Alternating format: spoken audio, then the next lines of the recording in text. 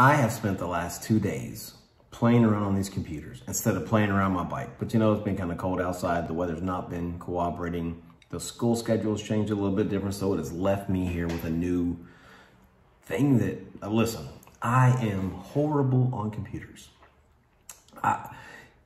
Literally, I am using a professional grade editing software. I was using some cheap stuff before that took me a little bit of time to get used to. I didn't really like it because it didn't give me a lot of features. So here's what I've got. FilmoraPro. I am just using the free version at this moment before I make the purchase version so I could see what my abilities were. So using just the trial version, I edited a video, and I want you to know that it took me 2 days between getting all the different programs. I actually tried DaVinci, which I'm glad that one didn't download because that one is a very complicated editing software. This one, I've been teaching myself as I've been going along. So I just made a short video. This video content actually serves no purpose. I knew when I was filming it that I was going to use something like this for my first edit in a real program. So I wanted something that was simple, that didn't have any kind of meaning content, that wouldn't have me jumping all over the place, because that's what I do. I got ADHD, I'm just gonna go ahead and tell you. So I often am jumping from one thing to the next. This video just allowed me to be able to film something simple, not get off track, focus on my task, short, and I edited. All right, so one of the issues that I ran into here, this battery is stuck in the camera. Now, I don't know if I put it in upside down or backwards. Here's this spare battery. Usually pretty methodical about making sure I do things like that correct, so.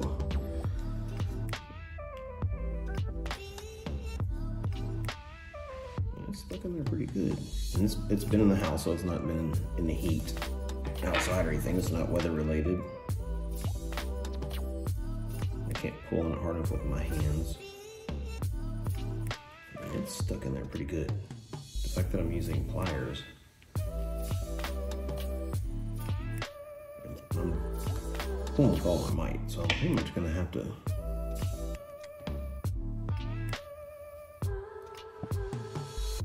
cause some damage to the battery to get it out. Like, it's moving actually, so it's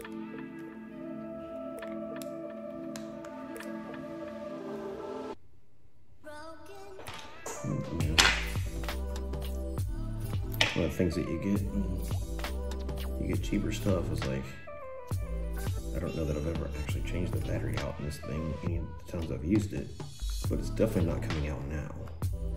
Not as simple as it should be. I'm gonna end up damaging the camera or the battery. But at this point it doesn't really matter, because if I don't get the battery out, then the camera's pretty much useless without a battery. And it doesn't turn on, so it's making me think that the battery is upside down. Just very poor design.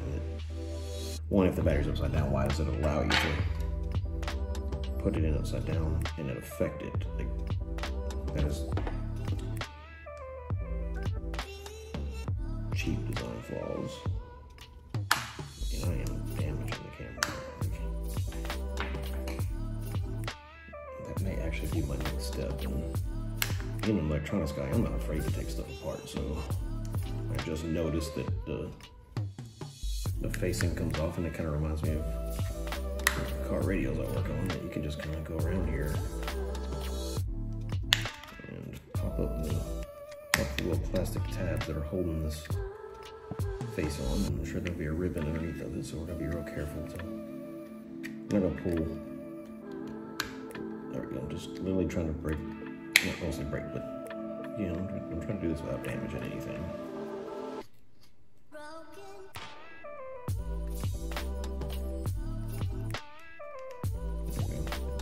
Up a little bit.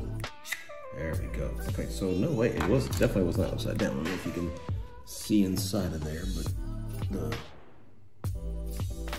the metal pieces, the battery was literally facing the correct way. So I know that for a fact that the battery was in there the correct way. So it really, I don't understand why that would be stuck in there like that.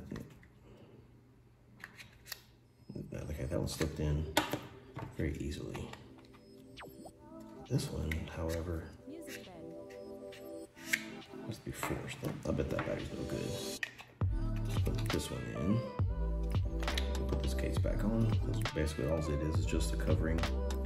Doesn't even actually do anything. You see, there's not even. I'll show you here. There's nothing. It's not even, the lens is actually right there, so it's just the button.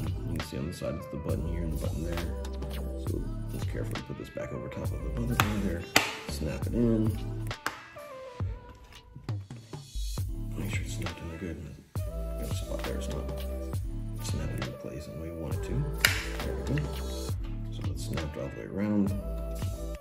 Let's put the battery door back on. Again, very cheaply designed. Hey, you get what you pay for. And the battery wasn't all the way down. Felt like it was all the way down, so, but it definitely wasn't. And now we have some power.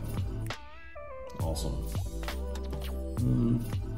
It says the battery life was full, so I'm not really sure what happened. This battery's obviously a little thicker. Maybe it's has been sitting out in the